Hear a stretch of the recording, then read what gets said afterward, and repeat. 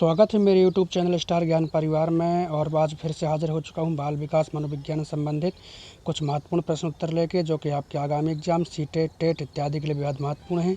चलिए बिना किसी देरी की वीडियो प्रारंभ करते हैं। पहला क्वेश्चन, निम्नलिखित में से कौन से तत्व अधिगम को प्रभावित करते हैं। तत्व इस प्रकार से दिए हुए हैं ABCD करके, इनको जो है हमको देखना है। तो जो पहला है यानी कि A ऑप्शन कह रहा है शिक्षार्थी का उत्प्रेरण यानी कि उसके विचार। दूसरा, शिक्षार्थी की परिपक्वता। तीसरा, शिक्षण की जो युक्तियाँ होती हैं। और जो D वाला ऑप्शन है वह है शिक्षार्थी का शारीरिक एवं संवेगात्मक स्वास्थ्य। तो इसमें से जो ऑप्शन दिए हुए हैं हम उनके देख लेते हैं। पहला ऑप्शन है A और B, यानी कि ये सही है या फिर ये सही है। और दूसरा ऑप्शन कह रहा है कि ये भी सही है, ये भी सही है, ये भी सही है, यानी कि A, B, C और D चारों को मान रहा है। और जो तीसरा ऑप्शन है वह कह रहा है A और C सही है, यानी कि जो A ऑप्शन है और जो C ऑप्शन है उसको सही मान रहा है। और जबकि जो चौथा ऑप्शन है वह कह रहा है A, B और C, यानी कि तीन ऑप्शन को सही मान रहा है। तो इसमें से जो आपका सही ऑप्शन होगा वह है दूसरा A, B, C और D, यानी कि सभी जो है सही हैं। चलिए आगे बढ़ते हैं। क्वेश्चन नंबर 2, सार्थक अधिगम है। ऑप्शन आप किस प्रकार हैं।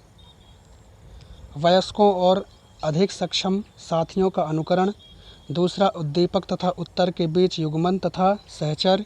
तीसरा ऑप्शन, दी गई सूचना का निष्क्रिय ग्रहण। और जो चौथा ऑप्शन है वह है निजी अनुभवों से ज्ञान की संरचनाओं का सक्रिय निर्माण। तो आपका जो ये चौथा ऑप्शन यह जो है एकदम सही है, निजी अनुभवों से ज्ञान की संरचनाओं का सक्रिय निर्माण। चलिए आगे बढ़ते हैं। क्वेश्चन नंबर 3, शिक्षार्थियों के प्रभावशाली अधिगम के लिए निम्नलिखित में से कौन सा शिक्षक के प्रारंभिक कार्यों में से एक नहीं है। ठीक है, ये इसको बताना है हमको। चलिए ऑप्शन आप किस प्रकार से हैं। पहला ऑप्शन कह रहा है शिक्षार्थियों की उन धारणाओं को जानना जिन्हें लेकर वे कक्षा में आते हैं। दूसरा ऑप्शन कह रहा है आपका शिक्षार्थी को उपदेशात्मक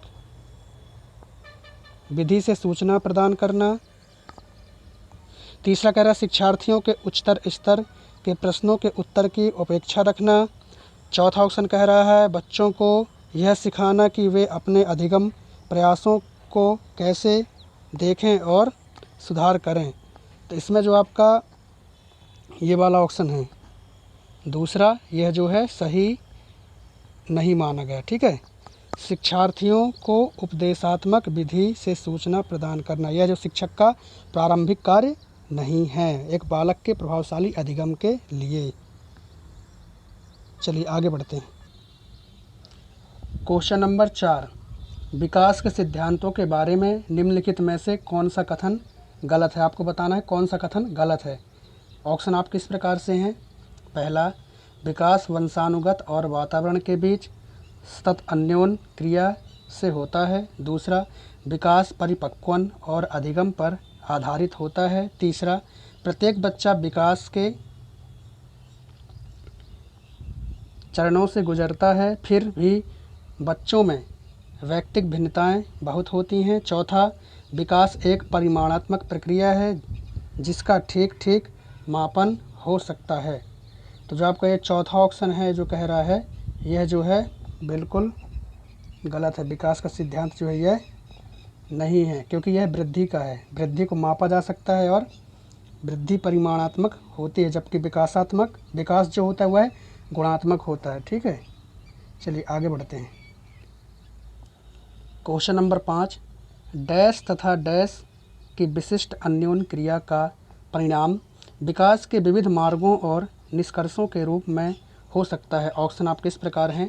पहला, वंशानुक्रम पर्यावरण। दूसरा, चुनौतियां सीमाएं। तीसरा, स्थिरता परिवर्तन। और जो चौथा वह है खोज पोषण। तो इसमें जो आपका पहला ऑप्शन है वह जो है एकदम सही है, वंशानुक्रम और पर्यावरण। वंशानुक्रम और पर्यावरण।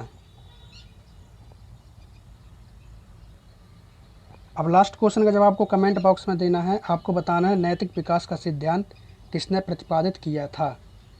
उम्मीद करता हूँ मेरे द्वारा दी गई जानकारी आप लोगों को समझ में आई होगी। इसी तरह से इंटरेस्टिंग वीडियो को देखने के लिए आप हमारे चैनल को सब्सक्राइब कीजिए, वीडियो को लाइक कीजिए एवं शेयर कीजिए। धन्यवाद।